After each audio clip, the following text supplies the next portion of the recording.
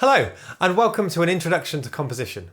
In this series of videos, we're going to look at how to compose a piece of music from beginning to end. There are no hard and fast rules as part of this process, but it's just going to give you some guidance, especially if you found that difficult in the past. So, what's in the course? The course breaks into 4 sections. We're going to look at genre, then structure, harmony, and finally melody.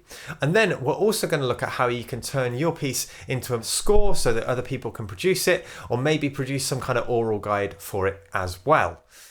The course fits really well with pupils who are studying for their GCSE or their A-level, but really anyone can access this. So let's get started. What equipment do you need? Well, if you already play an instrument, I think it's really useful to have that instrument with you so that you can try out some of your compositional ideas on that instrument, on an instrument that you know well. The second is if you happen to have a keyboard, then that might be useful throughout the course. I'm going to be doing a lot of the demos on keyboard just because that's my own instrument. If you want to find an online keyboard to look at whilst you're going through this course, then 2 really good options are theonlinepianist.com and virtualpiano.net, and I'll put those links in the comments at the bottom.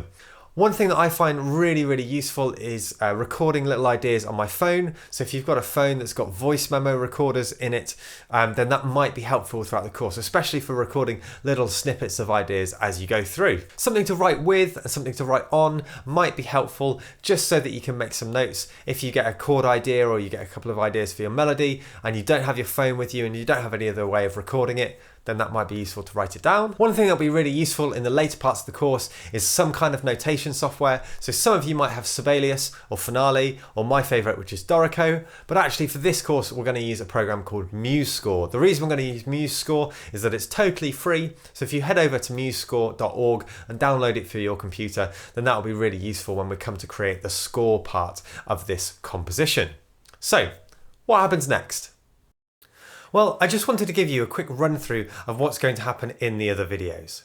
In the next video, we're going to look at genre and structure, and why choosing a genre before we start composing will give us a really clear context about the music that we're going to write, and it will help us to decide what musical features we might need as part of our piece.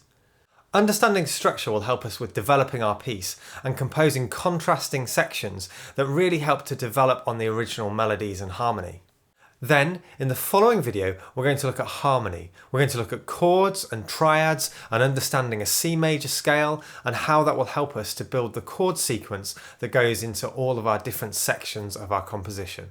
In the next video after that, we're going to use the C pentatonic scale to compose our melody and to look at understanding what a melody is and why it's important in a piece of music. And then in the next video, I'm going to go through this whole process within MuseScore in order to demonstrate to you how I would do this if I was working on this project at home. If you've got any questions, then leave them in the comments section below. And whilst you're at it, don't forget to hit that subscribe button so you can get a notification when new videos come out. In the next video, we're going to look at genre and structure and how understanding what genre means and how we might build a structure can really help us with our composition. See you next time.